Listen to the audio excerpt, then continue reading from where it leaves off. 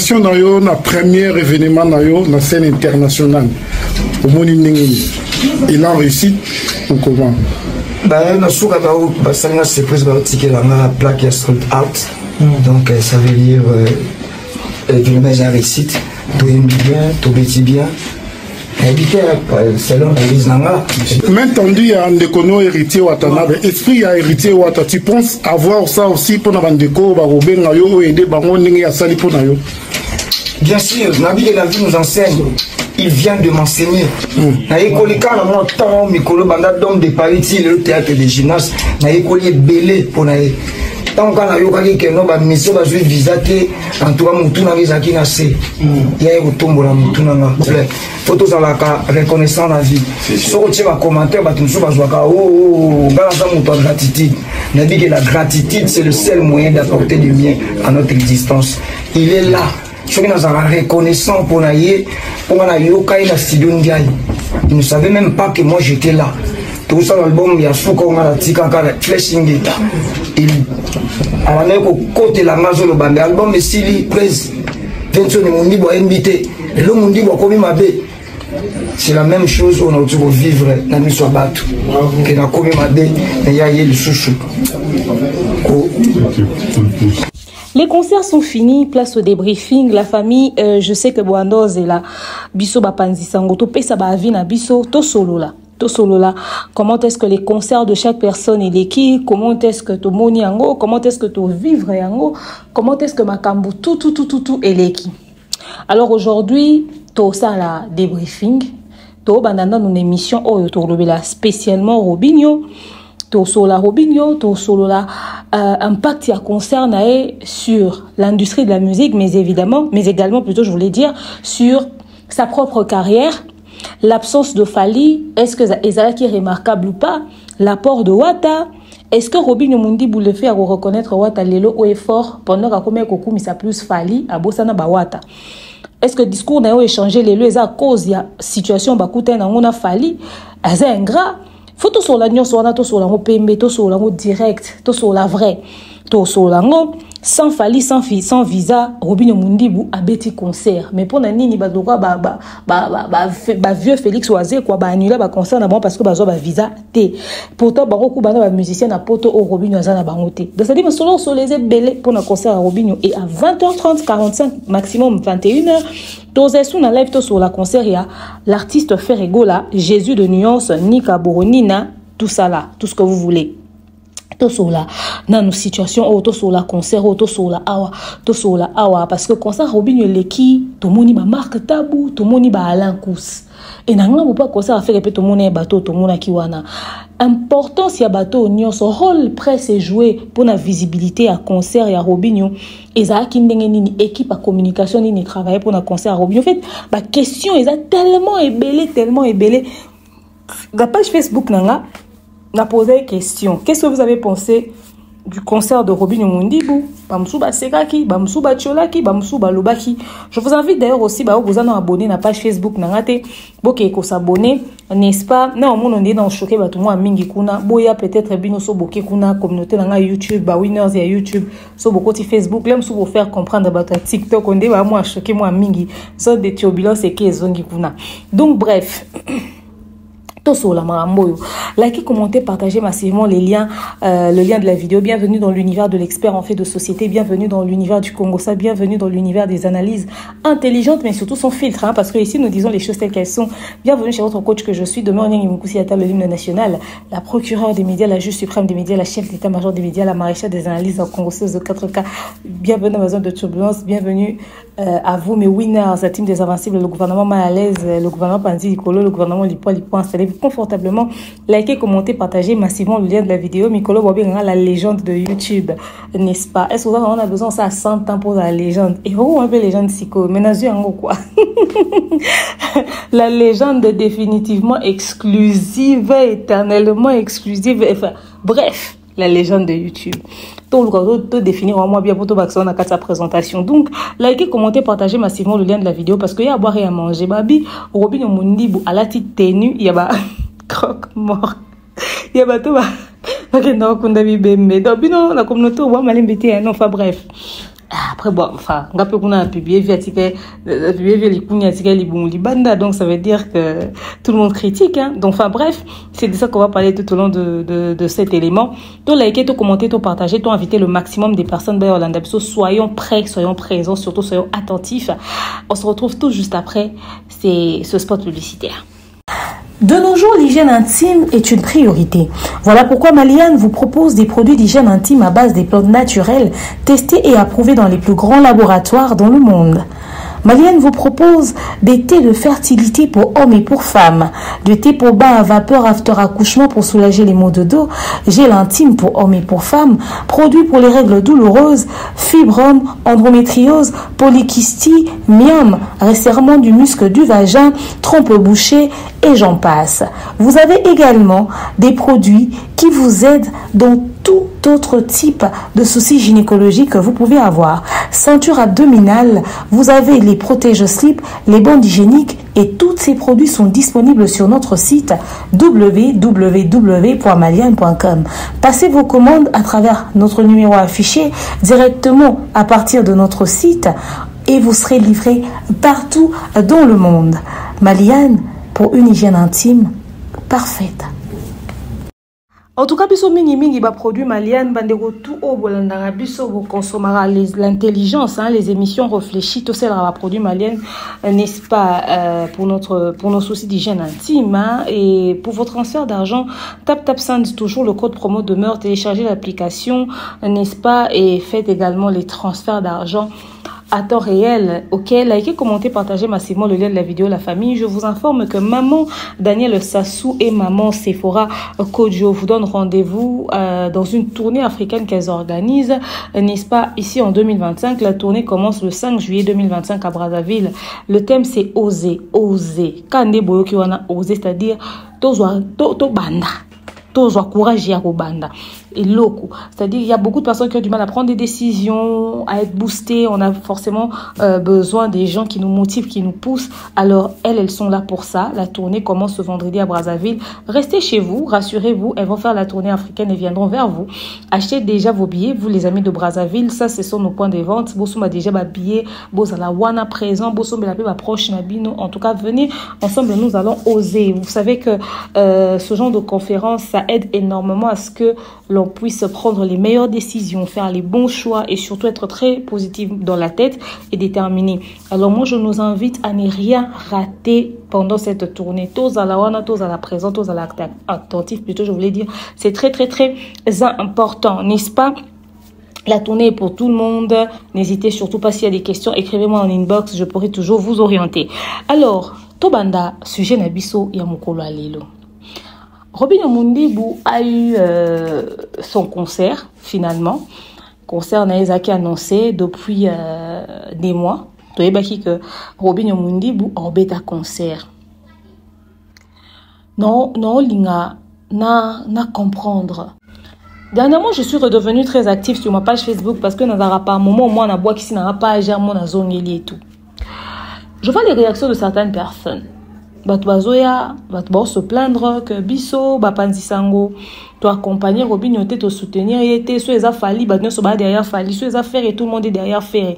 Mais en tout cas, Robin, yo beta ba concert et tout, ba osa la propulser, ba osa la booster, ba osa la pousser de la vente. Na linga ki na banda analyse nanga wana. Na pesi Robin Omundi Bumbote, na autre mon message à Tindelinga pe tout à l'heure, toujours en rapport avec son concert. Na pesi Mbote Sika Zwami. Boye bien. Na pesi bandeko nyonso media Mbote. Nga na linga toza vrai. Nga linga toza vrai. Robin Omundi fait partie des artistes oyo ya mboka na biso. Oh, en inbox, nga so na fongoli téléphone nga na l'active na inbox na zo ba notification na atindela nga ba message, il y a chaque chose atindara.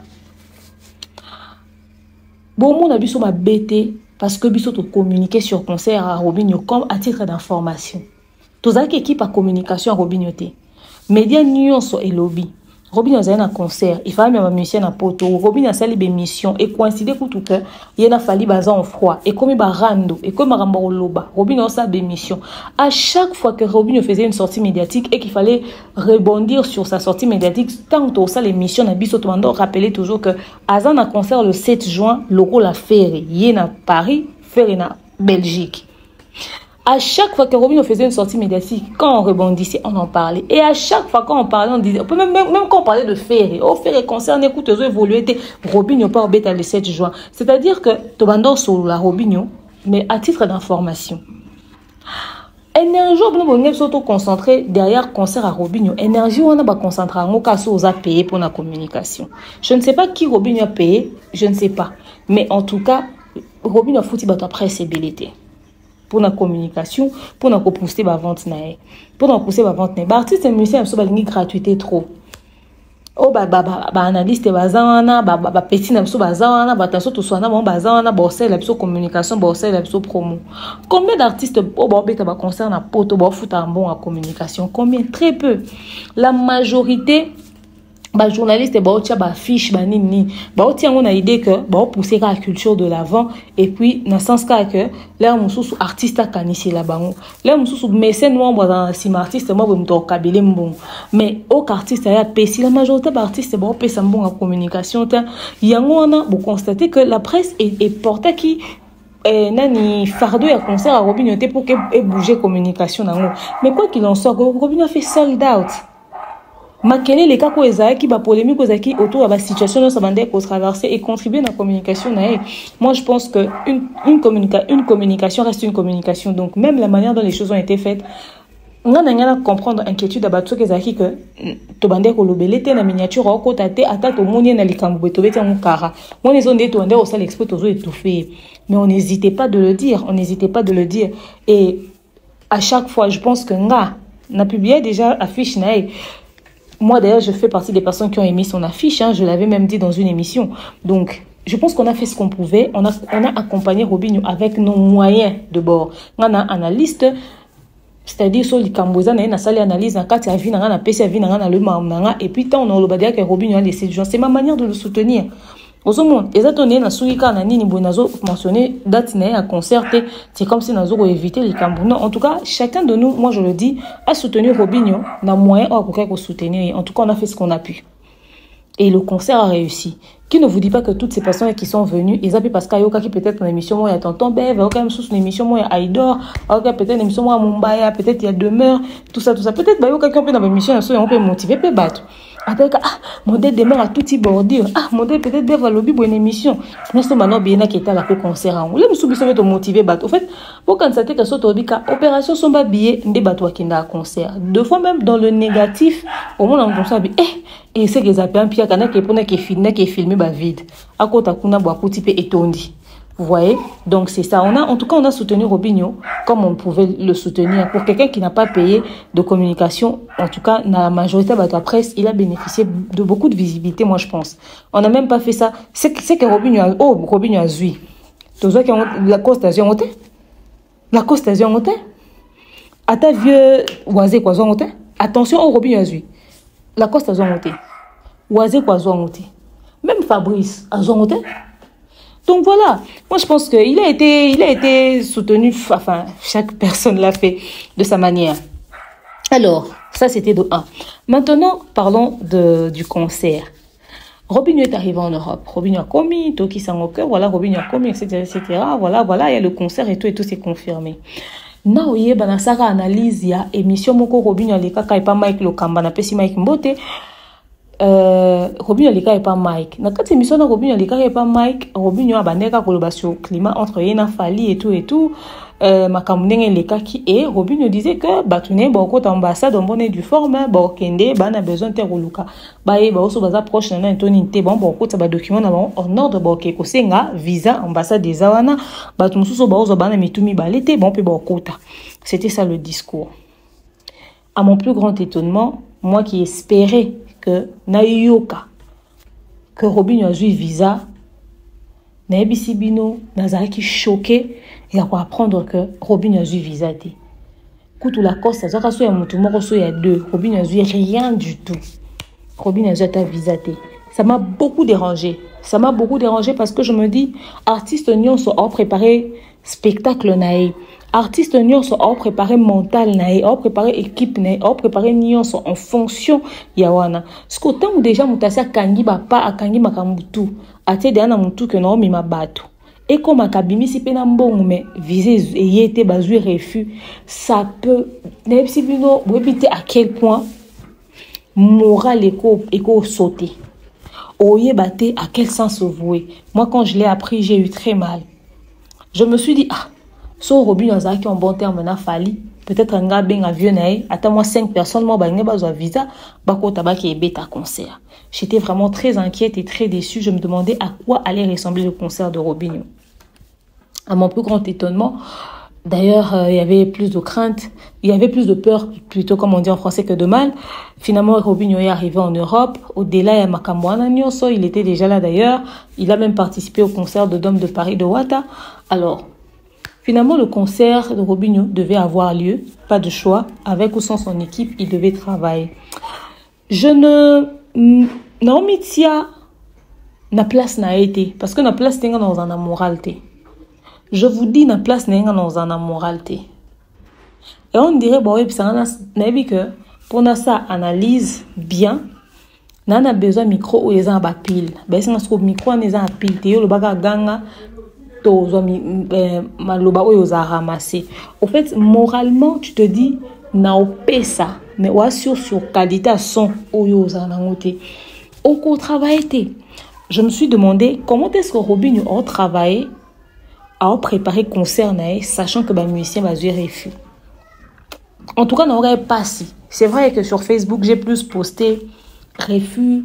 Il y a des musiciens ferrés. Il y a Robinho qui a posté qui ont pensé pratiquement pas. D'ailleurs, je pense pas que j'en ai parlé. Mais tant on a qui refus, j'avais eu très mal. Mais bon, plus de peur que de mal. Enfin, au niveau du moral de l'artiste Robinho lui-même, finalement, le concert a bel et bien eu lieu. Maintenant, ma visa oyo, certainement que il y a des gens qui se disent même que Robinho sera joué visaté, peut-être fallait m'tafiner les boutons qu'on a dans l'ambassade, sera joué visaté, peut-être que ça va m'arambo belé oyo et cause à la base justement, il y a refus, il y a visa wana. Visa est un membre d'administration en fait. Visa est un membre d'administration. Faudrait savoir que Robinho, c'est pas le genre d'orchestre qui a fait beaucoup de mouvements non plus. Abima Ming était pour l'Okébé, Tabalibanda Mboka. C'est pas un artiste hyper influent, même au regard des ambassades. Donc, Ebanda Osenga Penza, peut-être parapluie moins kilo, pour faciliter peut-être Makambu, bon au moins Ebele, ou quand on a tali dossier, Azaka na monté mamalam. Au moins, il peut orchestre, peut se Ebima Apé Mingi pété. Et Zaka paye moi problème. Orchestre peut se bima pe mingi pété et ça rappelle moi problème parce que bah autant la crédibilité au fait bah autant la crédibilité bon mi tout na bateau bon qui maté par hasard aux hommes. Donc il y a beaucoup de choses qui entrent en jeu. L'administration a juste et puis après il faut savoir aussi que c'est une période où bah te belé bah musicien belé bah sengi bah visa successivement peut-être il y a un open et PZP il y a ça peut-être qu'à victime il y a un moment. Mais bon, bateau ba kanisa que et cause la peut-être fallu mutaza asima ma mbo refus à viser à Robinho. Moi je pense que vous faites fausse route. Il n'a pas le temps pour il n'est peut-être pas en bon terme avec Robinho, je voulais dire, mais il n'a pas le temps yobando kendi ko luka ko cochonner neti pour na ba mbo ba visa ambassade de réalité. Et lelo visa coûte tout normal à ma côté d'ambassade aux visa. Moi, je pense que c'est juste quelque chose. C'est une histoire de crédibilité, de feeling, de pas mal de choses. Ou peut-être il y a des documents qui n'étaient pas assez bien réunis, ou la caution ou le budget qu'il a déposé était trop peu, hein, pour qu'elle pèse quoi. Parce que moi, visa au fait. Exemple, élément moins belé peut-être administrativement, hein, bon, to expliquer en gros bonité. Oui, puis quelque chose à la fallait à sengi visa par exemple. À quoi comme en ambassade, bah PC exigence mon boy, à fallait pour pas. Mais là, nous sommes au wata. Alors, il y a biso que exigence to condition, bah senga ki wata, ya ye wata. ezaki différent. So, tali peut-être exigence à fallu, tali exigence à wata. Au monde que eza, peut-être en termes de documents administrativement parlant, peut-être il y a un moko. Et dépend de pays, il y a un dossier on peut modèle pour Sengeli. Dans le monde, so c'est par exemple concert caritatif, to c'est concert moko so qui ni production on peut qu'on les peser surtout sur les productions internationales. Net on est à maison Schengen, maison de production et bête ça fallu on est à maison mais qui était déjà Schengen facilement aux flexible pour ça maison et bête ça artiste musu ya miné n'est pas dans le monde. Donc déjà bango très crédible déjà maison de production aux autres produits artistes crédibilité dans déjà pesa donc soit tu es artiste il faut être crédible soit maison de production on peut crédible. Ce qu'il fallait avoir la chance, la personne de Fali à crédible, à très très crédible en ambassade, mais également la maison de production au PB, ça est hyper crédible. Et on voit que ça peut-être la facilité, moi, au visa comparé à Baton Sous. Donc, on a même idée, on a fini, sali, bêtier 12 et tout, et en réalité. Mais également, non, le bac, ceux qui 12 ou on a par exemple les acquis. Il y a solo et qui salamaki. C'est dû à quoi? Il y a une période où il y a un événement, période où il y a un cambrage, il y a une période où il y a quelqu'un qui a battu. Robin, il faut jouer dans silence. Il faut avoir un calme, à sali ba visa nae, à l'obake le côté, et zoate avant dîner calme, à sali makamune tout. Monde des petits soldats boy sans fali to constater il fallait a été to moni pena wata alors ça m'a amené ce quoi ça risque grande émission sortie médiatique ay au déballer babiloko nyos aux hommes peut-être c'est ça pour moni mutu mususu non le belo mo boy ozala ngani tibenga na muta bev ande kunanga mastananga tout ça là. Dès la vandi boy mutu mo aleki l'émission à toutes les bev bordure ya mabe. Bev yemo ko lobele loti. Bev yemo esali loti. Mais ngana na kata circuit mo boy quelque part. Na moni sko mutu mo boye aniate les bev bordure a oya siko na circuit ngana za. Pour qu'à demander faveur mon boy. Or, on a dit que mutu azana likolo peut-être cause a vu n'anga par exemple Kelly Charleston cause a sœur n'anga peut-être Noëlla Madinga cause a peut-être manager na soit double kinga ka Mobutu azawana. Ou par exemple ou vieux Jean-Flavien Kaniki par exemple azawana vieux Jean-Flavien Kaniki na su téléphone. Ah, je ndeni. Ah bien. Naoki mtuana mtuma leke pano na OK loba kama dossier mo akoti kuna. Ah ouais, na mon dossier mo ba ki na biona. Ah. Ba petit on peut ba vous avez la crédibilité, ba vous avez la sérieuxité, ba ça va n'importe quoi trop. Ah bon? Oui. Oh mais maman tout kuna dake kima. Ni mtabeta ni ba concert libanda te tout ça. Bon, on a un système bangoulou, comme ça, on va juste là à battre, mais battre. Musique n'y a pas de bête avec nous. On va pas bêter les pieds quand on va battre belé, mais bon, concert on peut réussir, on va doiter avec nous. C'est-à-dire, bébé si kaza yébité. Bébé si kaza yébité, yébité. Na peto na solo li na solo na ndenge mususu na pesi ba argument moko boy o esara ke mutu soka za na ambassade to mutu so esika boy a comprendre que ba mutu ba sala ba onde ba sauter parce que ba onde ba signer aki po eloko eleka. Ah OK, c'est bon. Ah bon viens Jean-Flavien ben ah Maman Sandra Guito boni dossier mo ezana mesa no na on dit na choté pour na to signer dossier on. Ça dit mutu influencer indirectement sans on peut sa raison. Nazaki n'a pas occupé non kanga bureau là là comme ça ils ont un secrétariat lobby bim dossier ne lali yona mutu baby mutu azana sima lokola kaka ngana bef to yo kana te lokola na sala keka émission nzoka au fait yana batu mususu ya réagi ça te mana batu ni obazara lokwa ba misu ne bataille la ke mama kambo balingara épée aux hommes. Donc ça veut dire que ce que ça qui va finir au but pour un visa En tout cas, bandeko. Moi, je pense que c'est l'administration. Mais ce que ça que derrière et cause avec inconvénient, à nombreux sorties médiatiques au bateau, c'est la pose au lobo tout à bordu. Tout c'est le missile vrai visage, n'a fallu fort. Il y a moi fleur à petit thé, vieux gris, tout ça là, ok. Mais marambo yozo au loba, oh, et ça que va loba sur fali, et ça que ça na bateau quelque part. Au monde, il y a un excusez, moi j'estimais que Robinho c'était pas la peur dans ça va sortir phase ça va emmener nyonso bat ba yo kete silencieusement et tout nombre visa aux oies azui. Après il va faire sa vie.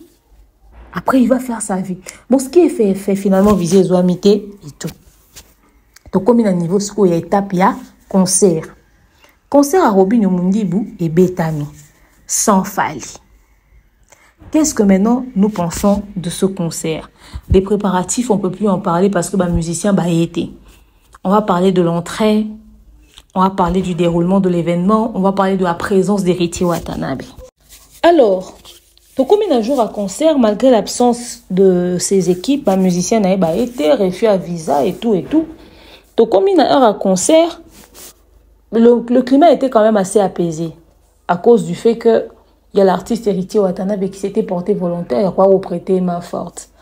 Tout le monde a dit déjà, tout solango, plus tard, tant où Robinho déjà comme accrochage n'a fallu, au moins il avait un endroit où il pouvait, une personne sur qui il pouvait compter, il y avait la présence d'Héritier Watanabe, très nécessaire, très présent, très important. Il s'est vraiment impliqué dans le concert à Robinho Mundibou, à soutenir le concert à Robinho Mundibou comme il se doit.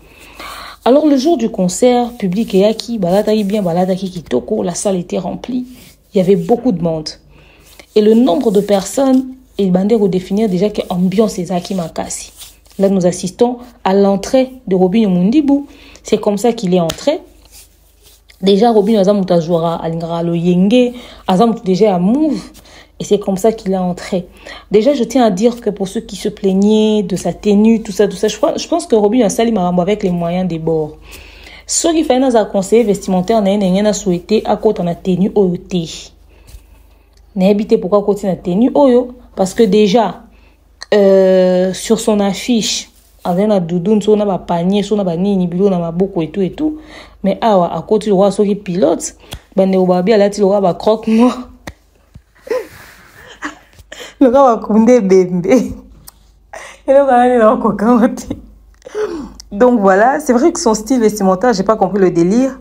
Et continue à ngater, n'a pas pas dans le roi militaire et soit le roi pilote. Il y a un soit la petite banane. Vous présentez dans les commentaires. J'ai pas trouvé ça stylé au fait. J'avais pas trouvé ça stylé, mais bon, ça c'est la tenue qu'il avait prévue. Qu'est-ce qu'on va dire? C'est un artiste. Il doit forcément avoir une raison. J'espère que quelqu'un... Je suis pas tombée sur une vidéo où on lui a posé la question sur le choix de sa tenue. Mais j'espère qu'un jour, à ça l'émission, à vous expliquer biso sur choix de tenue. Parce que parmi les questions qu'on posait, choix de tenue est très important. Et déjà, dans ma premier siège, tout le monde constatait déjà qu'il y avait du monde, il y avait un grand public. D'abord, je tiens à dire félicitations à Robinho Mundibou. Ata pour notre présence à Watati. Au monde ata wata alobe na batu ne boya to ke soutenir Robinho Mundibou so bazaye na volonté te balinga te bange bayate to na poto batu ba concert à Robinho parce que balinga ba concert à Robinho des ana ba warrior ba na kati ba spiritas peut-être même que ba golo bazaye na kati wana batu ba musique à Robinho pour balinga ki et Robinho a eu public to koka ko imaginer te a sali sold out. Tout le bâtiment a bâti 500 personnes non sold out, c'est-à-dire la salle pleine. Toza qui n'a bino awa, total la concert ya nani oh ya Lacoste, total la concert ya Fabregas, ba rouge tozo monde on dirait réunion à Croix-Rouge. Rouge on dirait ndakwa c'est-à-dire ba kit ya rouge ezo monana. Maintenant bota la concert à Robinho bo monake ba tunde bazawana. Bah, vie des athées au fait. Les gens étaient là et les gens étaient remplis. Robinho a fait mieux que Didier Lacoste. Robinho, en termes de plein, Didier Lacoste écoute où il y a encore l'obélote. Didier Lacoste, on dit qui même pas, attends, réunion pour nous ça, programme matanga, bazaar moukié boité. Didier Lacoste déjà ça rend la publicité. Banana qui chasse ça. Mais par concert moko zaka soki wat soki fere soki nani so fali ando beta na stade des martyrs ya lobite ye pas na bangando na akebeta na chango image wana choquant ngai bakoko bazako kota na concert à Didier Lacoste na zala choqué bangando ngoya bakoko boy ali botala makambo Didier Lacoste asalara na nini asaki na poto. Donc Didier Lacoste, Fabregas, il n'y a pas quelqu'un parmi eux, mais il y a les sons. Même c'est Léo. C'est le article alors bêta concert na pototé. Mais Robin nous dit bah bêti concert à ton d'ici. Et ça kouka pour la présence à Watate. Et ça peut parce que bah tu vas séparer quoi concert à Robin. Pour bah tu quoi t'as autre bêta d'homme de Paris. Bah tu vas coca ko lo bah tu zed en andou la Wata c'est bon. Mais tant bah tu vas volonté baby que ah tiens moi tiens nous boye ko bêta. Et Robin a appelé la moi banze mouné pezoa. À l'époque banze moi Robin on est bandor ça succès. Sauf qu'il na époque ana Robin a bêta concert na poto boye bakalinga atondisa. Et ça à l'époque bakangaka marambu tout pour tous ezaka moins difficile pour na ba musicien. Mais déjà na époque ana so Robin a bêta concert alinga atondisa. Alinga atondisa po public nye ya penza. À l'époque Robin a un succès au sakanate. On a Fabregas au bêta, yé pas au bêta. Mais on a aucun mois, Fabregas ne bela balbum ou azanango, ne bela assurance ou azaranango. Fabregas a bêta concert na poto ma réussi ça autant dit sa salle boété. Robin a tondi si salle concert na public ba tout bazana kati. En tout cas, je dis félicitations à l'artiste pour ça. Et la présence d'Héritier Watanabe, ba embi bien. Ba embi nzembo mo boye ou na linga mingi. Je pense que c'est Novelas. Nakanga kimotema o loyembo yembela kinga na sepele pe na prestation ana mais nazo baté pour na nini ata congolais moko ta sali concert na ba meilleurs instruments parce que même Fali aza article le seul artiste congolais oyo a beti concert na poto musique to yo kango eza vraiment bien yo kana matoi. Ba concert nion ce tikali ba obeta kaka na ba instrument ya bien pi. À un moment donné même on avait l'impression que quand on voit zen à podium si je ne m'abuse on est micro Robin bande ko tinda zen à quoi ma son.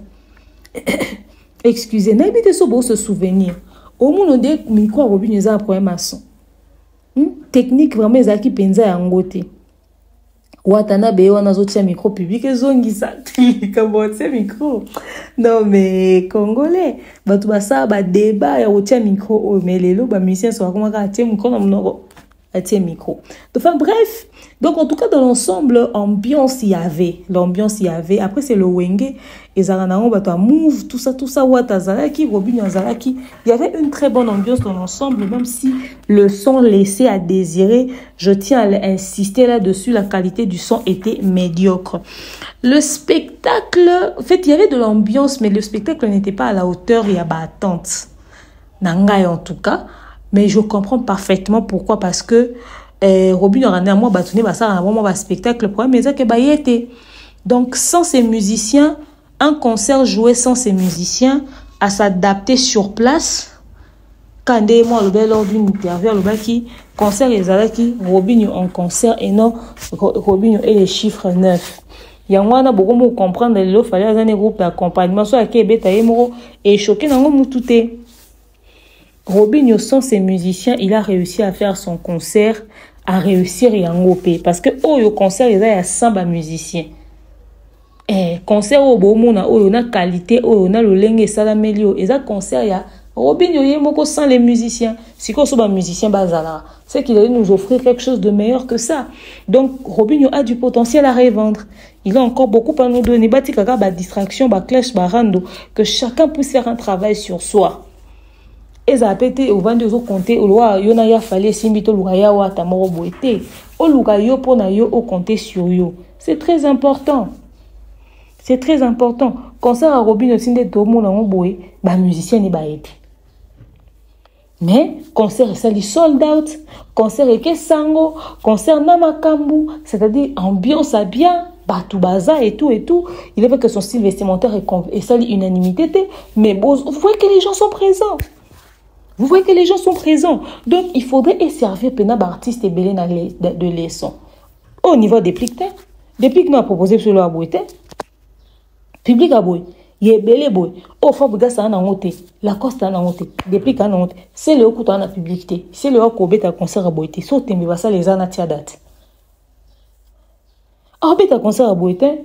Ce moment où concert, c'est le bâton dit boy. Binomo boy. Bobo comme un commentaire sur les abananes.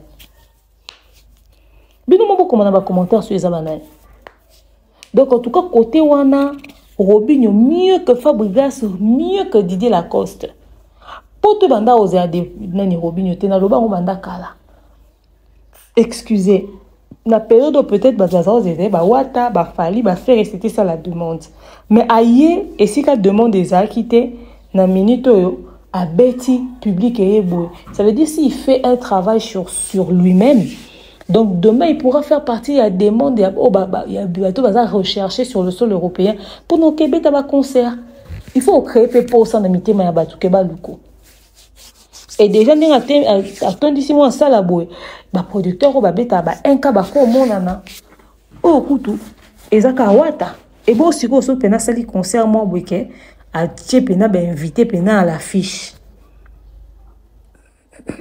Et pendant ce temps, à ça, les collaborations, moi, bien. Dans 6 mois, à cause on est sous na poto. À cause est sous date. Na lobango, qu'il est possible de faire ta musique na poto.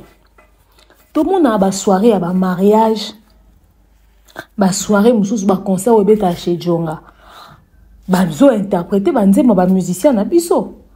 Il est possible que artiste, ok, na lobango, je pense, pour Didier Lacoste, na même na période d'avion oisé, quoi. Artiste comme une poto za ba musicien te au bêta. Robinho Yoanake. Donc dans 6 mois, à Ozada temps, ils ont préparé visa. Soit azui visa te ati sous date. Dans 6 mois, à quoi qu'il y a tindi playlist, dans une équipe où ils ont travaillé derrière ba son aé. Comme ça, à tindi ba tout soit azui ba danseur, ba chorégraphe. Ba Jenny, ba nan bazarna ba groupe de danse et bina ba ndomolot, ba danse na biso. Ba ko préparer puis ba chorégraphie, ba planifier nyon soya artiste à communiquer na poto a beti. Et au long la coup ba charge belé et long ba charge belé mais c'est vrai que mon tout toi nga za leader, mon tout toi nga za na groupe ne ba mon na pas mes mains bateau. Mais on a coûté ça réduction à budget. Mbongo ko investir peut-être dans déplacer bateau. Mbongo na ko investir en cas équipe au foot à ba prestelo ba salelo makambo kuna ndenga el poto. Oza peut-être forcément on a besoin de loger pendant longtemps te ba banda s'organiser pour non coûtana en fonction ya maman ka jour peut-être yo la veille ne bokangi si ba pas bo planifier non peut-être voilà oui peut-être une semaine avant. Aux monde.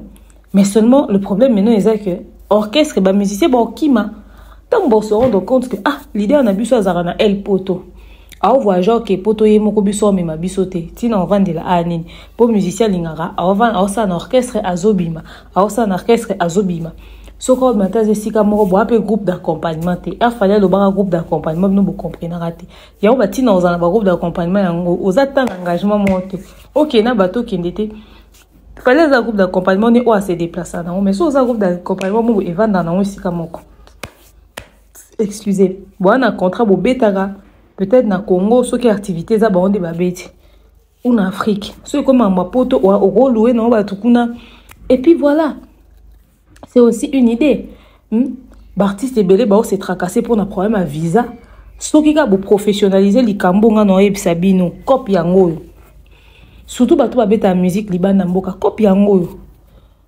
Ceux qui ga professionnaliser ngo ba organiser makambo bien et sa propre sans trace. Robinho gout basalo ya mbangu simbi. Donc ça veut dire que eleki nango, c'est vrai que c'est pas au top de chez top mais ça va. Ça veut dire que so basala ki bien en bonne et du forme et qu'ils avaient préparé mentalement que yoza boye. Oh, ne ma solo ebeta matin. Ne ma solo oyo ezo beta matin de to vandi boto solo boye nde ezo beta matin de ezate. O bazwa ki visa te eza refus eza boye non. OK? Nde makambo nyo surtout ezate. Bon réfléchir pe na possibilité ou peut-être ko faciliter bino la tâche. Mais la musique n'a plus bongara au mima pe batu poto. C'est ça le problème.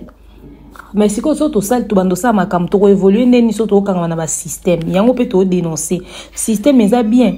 Mais ce système ezo facilité ôté. Si tu sais faire des économies, frère, fais des économies. Maintenant, quand tu as là, concert à Robinho modèle et lekeli, impact, il y a marambo nyo son vie na yezanini, na carrière na yezanini, parce que des aboué, la coste ici qu'a vendu en 4 mois, Robinho a sali nini pour s'en sortir. Fabregas pareil, déplique pareil, parce que bon, bah, négocier là, que ebeta faut pour ça, bah, publication, bah, m'bois qui là. Mais bon, ça, ndeni bino, et bino, so, bah, bah, image, bah, qui tient rouge et bima. Mais y'a bah, tunde bazar. Au monde. Et puis, il faudrait savoir quelque chose, c'est que, bah, tu es belé, bah, ndé, que, Wata soutien, et rose, aussi remarquable de manière positive. Bah, dans que soutien Wata envers Robinho, et celle de Robinho, Pierre, car voilà, c'est que Wata a pesé. Au monde, que même, il colle la musique, bah, vandigne, bah, autant là, bah, comme que Wata a pesé tellement que concert, il équipe bien, il équipe bien, il équipe bien. L'autre histoire à musique, n'a pas besoin de retenir que, l'artiste tout ma bêti concert na poto il a fallu bazala na mokolo mobwe il y a quatre circuit à musique na podium na bango et pesa makambo faire azaya na likudrome na podium azwa likunya pena likunya bien croque top atiki libumu libanda na podium nani Wata ezaki vient na biso Noël Ngiama makanda oyo rason mobile ma Sylvie et na concert a ya nani oyo ya na concert ya Fabregas Cézébane Bo rappeler na concert même na concert wazie kwa kutu mwana ndazalaka fali na concert ya Robinho toza na Wata mais au mona que bateau bandimete ke bossa ba plein ba beti ba plein vient absolument redia mi sa beta concert plein kimia redia mi plein responsable ya kimia azope plaque nae Robinho pas bêti concert plaque kimia azu plaque nae au moins que il est possible que batba salango tout dépend juste de l'organisation donc Robinho soit zaki mieux organisé que ça peut-être pikanga ça depuis qu'à sold out donc bref mamoussa miningi salami donc j'étais en train de parler de l'impact de tout ceci dans la carrière de Robinho vous savez hein makambo to sola awa excusez eza mambo faut ba musicien batia na mutu Robinho déplique Fabregas Gaz ont été fait bref écoute ba Gaz ba comment ba fan base à l'international bota la likambo eleki bénédiction mutu ezalaka esika mutu okanisate et c'est comme la biso otie like na vieux mon boy abimisolo ebele ozuite mais au compter sur vieux mususu ou plutôt au meki vient mususu okuto bando ko kanisate ka ebimisa abimisa le lomo au sutuki et ça la mana ba vie na normal siko Robinho a fondé qui espoir na et belé sur Fali et sa notoriété et bi pouvoir a Fali notoriété Fali nyonso ya Fali mais Robinho au fait li kamunaye et a besoin Falite vidéo moro boye na otia awa Robinho Mundibu reconnaissant envers héritier Watanabe azo se souvenir a rappelé biso to abi que eza première fois Wata soutenir les soucis koyo a Teami je vais mettre ça impression na yo na premier événement na yo na scène internationale au moni ndengeni il a réussi ou comment bah na souka ba sanga surprise ba ticket la plaque est sold out donc ça veut dire événement a réussite tout bien tout bien selon la liste nanga maintenant dit à Ndekono héritier Watanabe esprit à héritier Wata tu penses avoir ça aussi pour na bandeko ba robenga yo aider bango ndenge ya sali pour na yo bien sûr Nabi de la vie nous enseigne il vient de m'enseigner na ekolika na mon temps mikolo banda dom de Paris le théâtre de gymnase na ekoli belé pour na tant qu'on a eu quelqu'un no ba mission ba jouer visa te en tout cas mutu na visa na se ya e kotombo la mutu na photos à la reconnaissant la vie so tu vas commenter ba tunso ba jouaka ngala za mutu gratitude na dit que la gratitude c'est le seul moyen d'apporter du bien à notre existence il est là ce qui nous a reconnaissant pour naie on a eu au na studio ndiaye il ne savait même pas que moi j'étais là tout ça l'album il y a souka on a tika kala flashing guitar il a la côté la mazo le bande album et Sili presse Vincent ni mundi bo invité le mundi bo komi mabe c'est la même chose on a toujours vivre dans miso bato que na komi mabe mais ya yé le chouchou.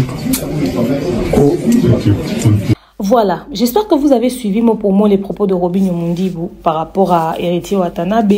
Azala wana déjà a défendu et banda époque ya ba wenge et tout ça.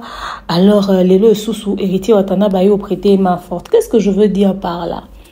Nga nazala boy, nga tato bebani so selanga bolamu non continue à reconnaître on. Atato za sous projeté. Non continue à reconnaître on. Mais non yate na nié bolamu non na piétinango pona mando kumisa mutu musu pona zo relation sika. Na bongote parce que bolamu wana basaleli yo soki ezali parmi beléments où efongoli leur portement boye. Soki yo oboye oniati sur yango même nature eza d'accord na ote eko kangelo pe ba porte mususu. Ozomona Robinho Mundimbu, je ne dis pas qu'il a aké na soki ndenge nini na wate etc.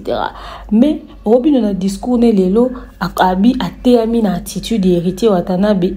Tout ce qui s'est passé, ça veut dire faudrait pas être ingrat. Et si kamala ngoya okoye bakati.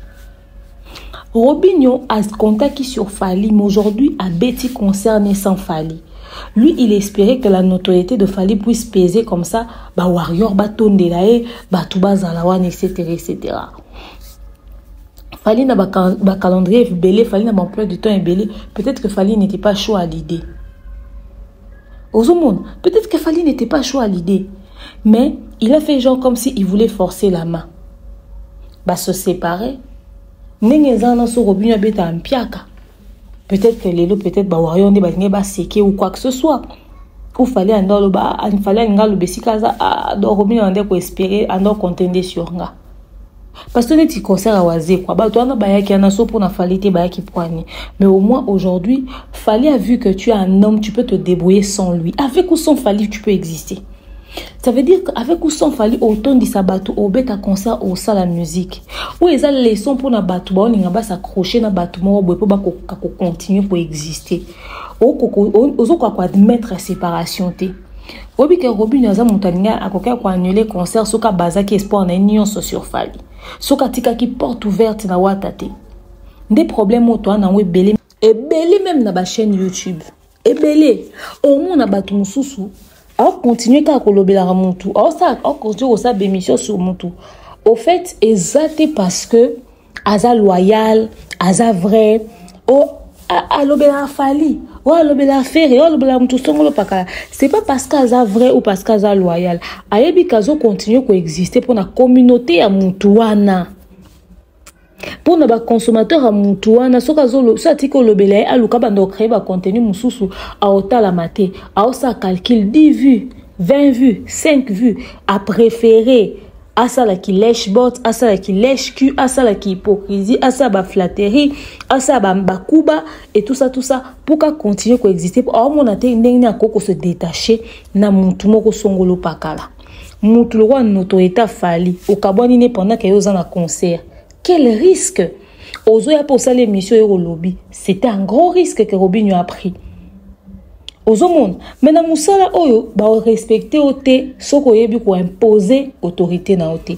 Bon, Robinho après, il a lâché Fally, il s'est accroché à Wata et tout. Il pouvait aussi essayer de faire les choses lui-même. Mais quand même pour te dire que là, Moussou, c'est ça, parce qu'aux qui fauteuil roulante, il faut boire à Becky. Becky va dans un coin. Aussi longtemps qu'aux boité caca. Oyebite jour ni ozala na besoin beki parce que fauteuil roulant et kendi sombango tout ça quoi fallu avoir fauteuil roulant pour na Robinho et maintenant permettre à kembango beki to zon le quoi wata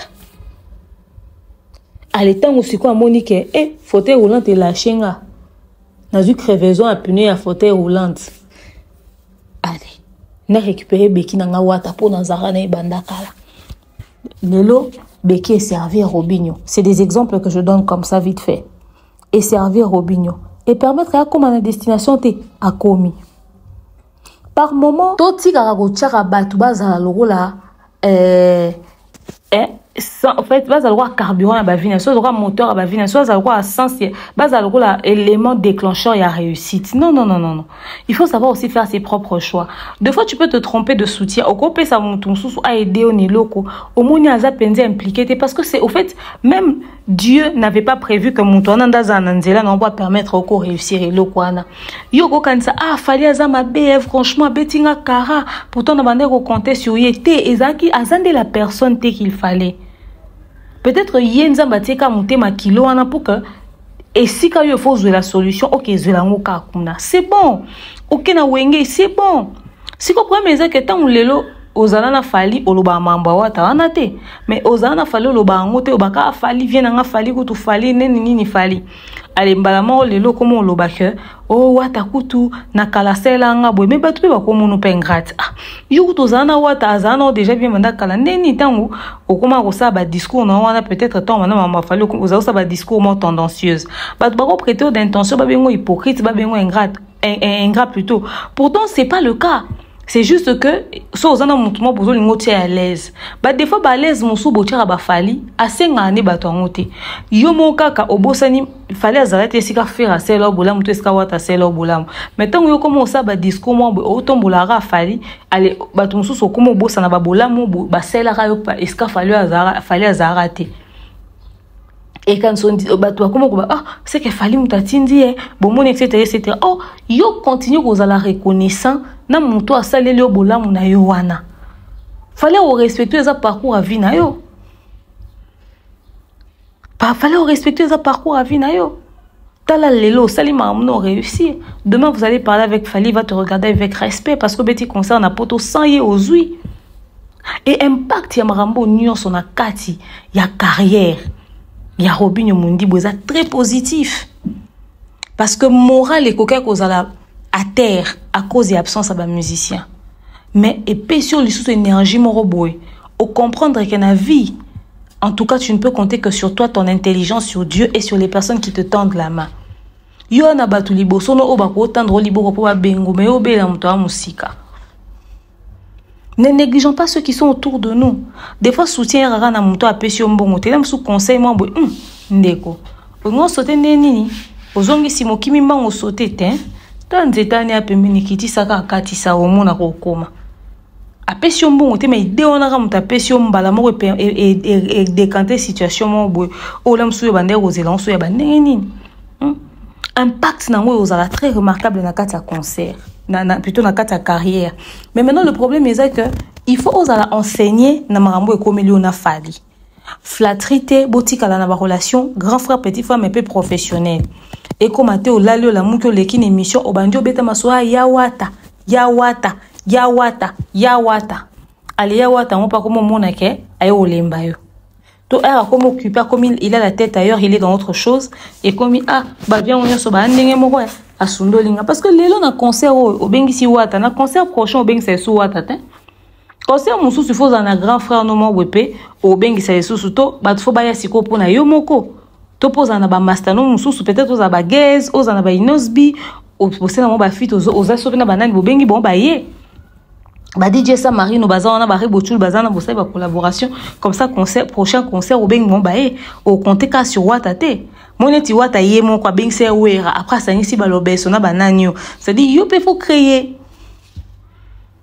makambo ekombela ki ona fali ya ba nombreuses émissions bima kokumisa ka yo neto la ko sanzula ka olela ba ya musu ba bordure il faut servir de leçon que même na ndenge bo se souvenir ya bolamo wata zala po na banda kalame et komiso mukala te parce que elo wep et si ça ba respect ça que tant to ya pour des raisons professionnelles er to komi na ba comportement mo il y a trop de familiarité er est commis au luka o imposer respect par rapport au exiger le tout ça demande mo boy par rapport à musala na. Et comme on manque à respect, impolitesse, au lobby bien parce que les gens prennent les choses par sentiment et par émotion. Les gens ne savent pas dissocier le professionnalisme avec l'amateurisme. Le professionnalisme avec leurs sentiments et leurs émotions à les réseaux sociaux n'engé kenda. Batu baebo dissociété. Et comme et Mati, et Kiti, et Kei, et Zongi. Il faudrait vraiment marteler sur ça. Mais roro salaki, ko sala yango lisusuté. Mais on sait que au salon les sous-soutés yeba si on ni bo vendre correctement parce que bino ndo pe boaba na wenge wata pas ani peka mutu C'est ça au fait. Concert et l'équipe bien, tout s'est bien passé. En gros, c'est vrai qu'il y a beaucoup de détails, peut-être plus tard, mais déjà dans l'ensemble, au sein du concert, mieux que Fabregas, mieux que Nani, Dépli, mieux que Didier Lacoste, aussi mieux que Batebele. Aussi mieux que Belé pour quelqu'un qui n'avait pas d'équipe. En tout cas, tu as félicité. Tu as félicité. Et voilà, nous avons là devant nous plaque, il y a sold out. Offert à Tikalo, Zoté, n'a pas concerné tout. Faire ça, concerne ba venu. Lubuilu, Chaba, Songololo, Kasangulu, Mavema, tout ça. C'est-à-dire, ba concert à faire. Tab espace est belé. Et en a qui chassent, et en a poto. Faire ça, ba concert na ba venu. Ok? Mais ils ont plaque à sold out. Même Ouata, ouais, ils soutenir, ils ont un concert monte à une plaque. C'est un honneur, sans Fali, sans visa, sans musicien, aux plaques à sold out. Zara bien à Wata, bongi sa pena Fali, Zara bien à Mututu, pour éviter au bénéficier na public à Nani. Y'a ce ça golo moi voisin na temps qui est Belgique te pour le bien à Caillou, à préférer sous à Paris, à côté concert à Robinho. Musique à la musique. Tout simplement. Tout simplement. Botira rotira ba bilikia. Na ba collègue na nous mususu parce que bon bah soit n'a plus de notoriété ou quoi que ce soit. Non, on peut aussi faire les choses pour vous sans pour autant que ça l'amour parce que ah viens na wataza asima ah viens na fala asima ah viens na faire asima non. Et nous aux plaque pour faire à plaque T mais batune ba lo ba 15 et ceux qui sold out ceux qui 15K. Na faire attirer l'eau à plaque T. Kutu hippodrome gozalaka jamais na plaque. Mais il fallait habiter les 40 000 places na plaque et bima. Alors, osa a félicité. Félicitations à toi, fait du bon boulot, mais que cette réalité te sert vraiment de leçon. Qu'aucun on a noté a fallu bordure. Eh oui, viens sous ba foule raté, ba wata ba foule etc. etc. Au moins, il y a le roi ta sali pour na yo. Là, monsieur, un musicien et moi, on a besoin de visibilité, on a wata au santé. Ba musicien, ba bizarre. Bazana ba petit na maman ya ba on ba fula ba on te bon mais l'aime son muso alibanda ya fuli donc yo ça on te sondeni ko ezape sujet te ya on ya te la fali ba bordure au kutu ba viana au kutu ba viana mususu ba ça rassembla au sala ba ya fula ba petit et tout ça baza ba hypocrite no ka ta so ba fula pena ba tu ba wata calm down ko non na terrain wana te. Au contraire, fait preuve de beaucoup de maturité. Qu'on soit pas n'appelle pas ou taper mini te pour nous pe wenge pe rapper mystique mais reconnaissance zala nango ou tazaki présent na monde bazaki wana et bazaki wana donc les gens lui ont posé des questions, il a parlé, il a donné son avis. Donc voilà, en gros, tout s'est très bien passé. Il y a d'autres éléments sur lesquels on va parler certainement demain, mais en gros, c'est ça, sans Fali, sans visa, sold out. Donc c'est déjà bon. C'est déjà bon. Après, vous allez me donner votre avis dans l'espace commentaire. Comment est-ce que vous avez trouvé le concert de Robinho Mundimbu sans Fali? Est-ce qu'il avait vraiment besoin de Fali? Et est-ce qu'il voit ça d'un œil très positif que d'un œil à polémique et comme un règlement de compte, etc., etc. En tout cas, pour quelqu'un qui n'avait pas des musiciens, qu'est-ce que vous avez pensé de sa prestation? Dites-moi ça dans l'espace commentaire et d'ici là, portez-vous bien.